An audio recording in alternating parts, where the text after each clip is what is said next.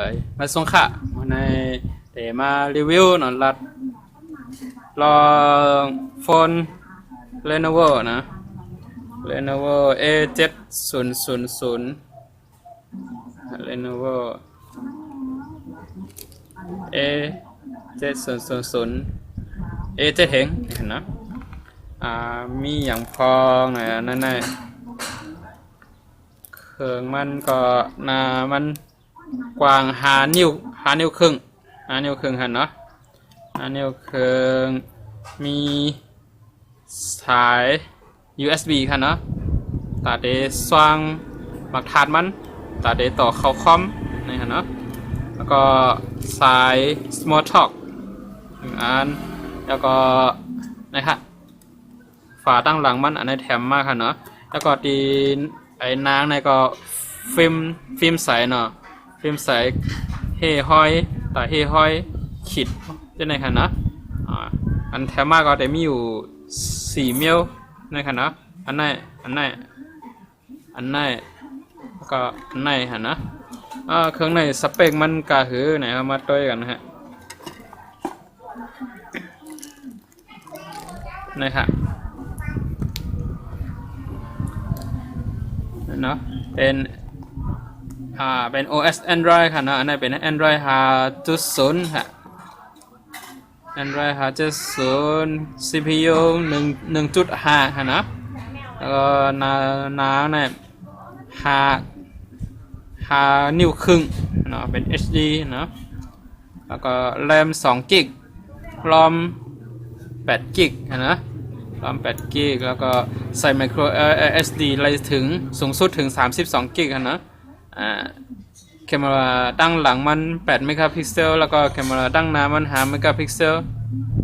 ใส่ได้2 ซิมค่ะหมักทาร์ดใน2 เห็นกระปักมิลลิแอมป์ค่ะนะเอาค่ะก็ในเข้ามาตัวในเครื่องมันมีอย่างพ้องเหมือนหือนี่ค่ะเนาะ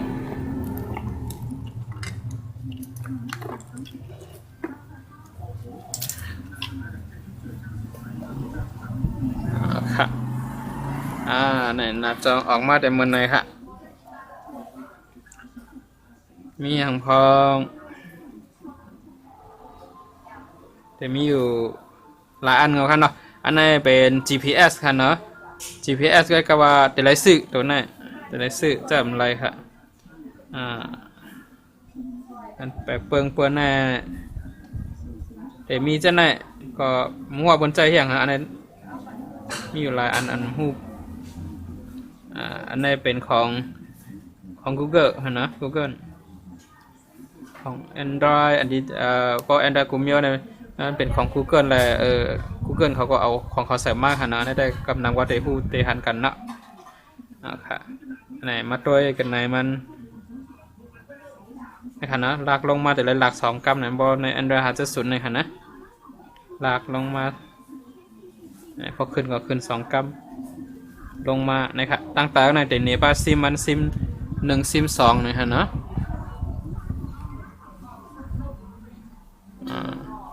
ก็บางอันก็เตะหูจักมันก็เต็มหูจักที่อันมันเตมีเปิงแน่โดนใน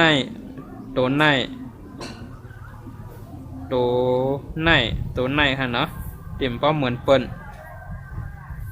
ในก็แต่มีแต่เป็นฟังก์ชันของมันเขาก็ค่ะเนาะตัวนั้นน่ะหมุนปิดนะตัวนั้นขาเลยจามเตอตัวนั้นมันเป็นตัวถ่ายห่างหน้าจอค่ะเนาะตัวนั้นนะกำเต็มนี้เต็มถ้ามันต้องเต็กตุ่มปิกมาเจอเพราะว่าหวังเครื่องในปิกตัวปิกเครื่องแฮตัวขึ้นเสียงจังไกนั่นถ่ายห่างหน้ามันหน้าจออะไรค่ะเนาะมันจะเขาได้ถ่ายห่างหน้าจอน่ะเขากำหนดให้นั้นน่ะเขาก็ลักลงมาแฮเต็กอันไหนในค่ะนะเขาเดี๋ยวเอากว้างกาหือเก็บกาหือในก็เขาเลิกเลยนะครับเพราะเขายาวก็เต็กตัวไหนครอบเขาก็เลยห่างมากค่ะในค่ะนะครับ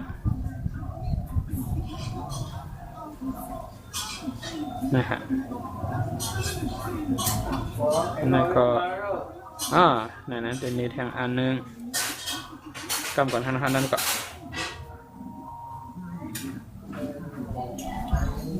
โอเคอันนี้ก็กำเด็ดลัดนี้ค่ะเนาะ อันนั้นหน้าจอมันแสงไฟมันขึ้นลงอ่าให้มันฮือแห้งเนี่ยฮือลอยเนี่ยในคันเนาะแล้วก็ให้มันอัตโนมัติในคันเทคตัวไหนก็มันจะด้วยแสงที่เครื่องมันทับอะไรเนี่ยก็มันจะนี่เสียเลือกแสงที่ดีที่สุดคันเนาะเอาค่ะ setting กันไหนก็มีกันไหนทำแต่เป็นทางของก้นเจอเครื่องในคันเนาะไปสั่งว่าเขาใส่อีเมลเขาเข้ากว่าเนี่ยมันเดี๋ยวจัดทางในอีเมลเขาขามาทางกล้วยมันค่ะตัวไหนนะเอามาด้วยไอดีการตั้งค่านะมันก็ setting เห็นเนาะก็แต่มีหนังไหน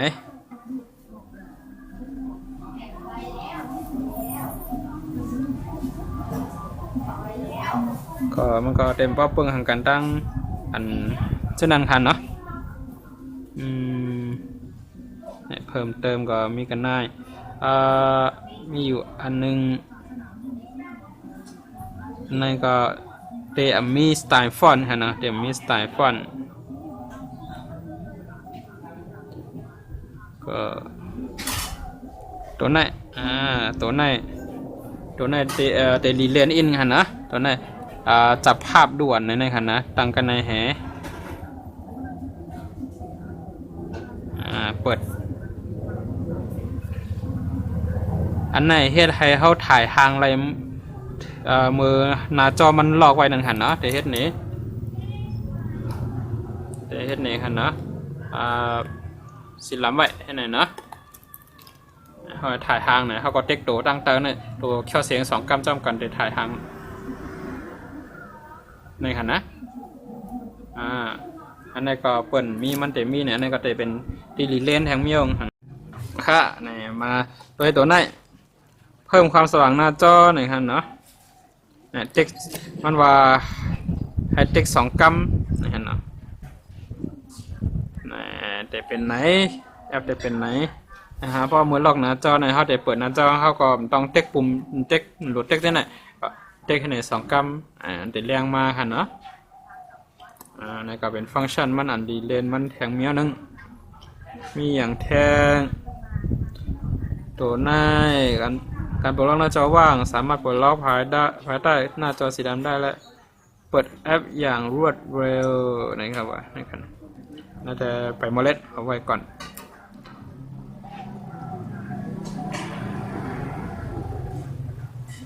โอเคในพอกันหน้ากันตัวต่างเมียวแทงเนาะกำเตะหึงภาษาและการป้อนข้อมูลอันนั้นมีภาษาสังพ้องนะครับก็อันนั้นเต็มมีบะมาค่ะเนาะมันมีป้อมมีบะมาป้อมมีมันไหนจองเต็มมียูนิโคดไตมาไหนครับไปด้วยกันค่ะเนาะบัญชีในเพิ่มบัญชีใส่เป็นยังเขาก็ใส่กับอีเมล Facebook Gmail จะไหนค่ะนะ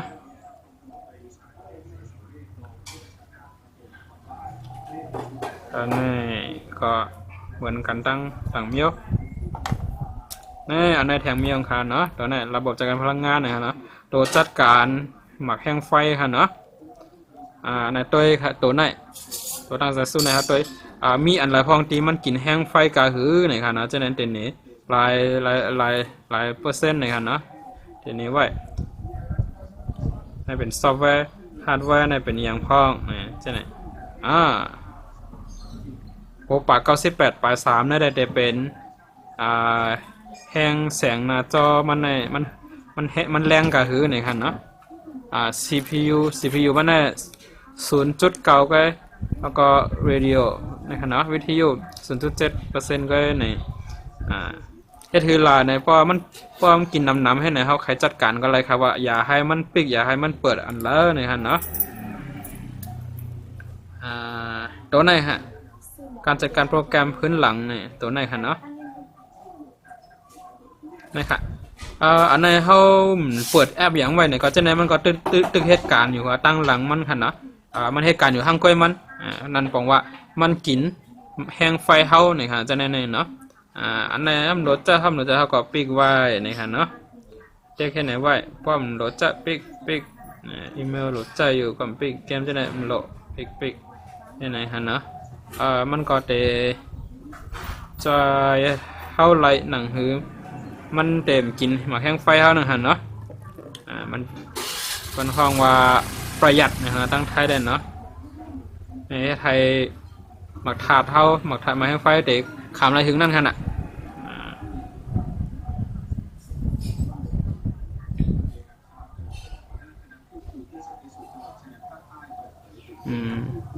เนี่ยมาตัวข้อมูลขนาดอะไรเนี่ยนะมาตัวเป็นยังเนี่ยชื่อมันเนี่ยจะเป็น Lenovo A7000-A ฮะเนาะAndroid เนี่ย5.0 ฮะRAM 2 กิกฮะเนาะแล้วก็ ROM เนี่ยตัวที่เก็บข้อมูลในตัวเครื่องเนี่ย8 กิกฮะเนาะโอเคอันนี้ครับมาด้วยจองมันมีอยู่ในโค้ดมาป้าเนี่ยเขาก็ติดจามใส่ด้วยคีย์บอร์ดนะจามใส่คีย์บอร์ดกำลังแล้วเขาก็ติดเลยก็โหลดคีย์บอร์ดมาก่อน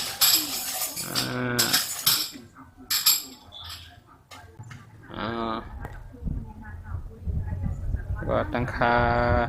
อันไหนสั่งว่าเขาอะไรโหลดใน Play Store มาเนี่ยมันเดี๋ยวให้เขาเปิดอันไหนก่อนจองใกล้ติดตั้งแอปอะไรฮะเนาะโอเคอยู่ใน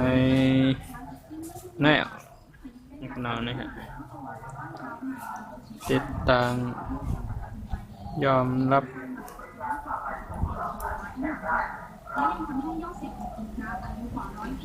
อยากกันนะครับก็เปิดด้วยในฮะเนาะดิกไตมันมีมาจำกำเดียวยาวเนี่ยพอเหมือนในฮะเนาะเปิดตกลงเดี๋ยวเอาอย่างละลายเอาไทยเอาอังกฤษเอาไทยยูนิโคดเนี่ยเนาะจำเต็มด้วย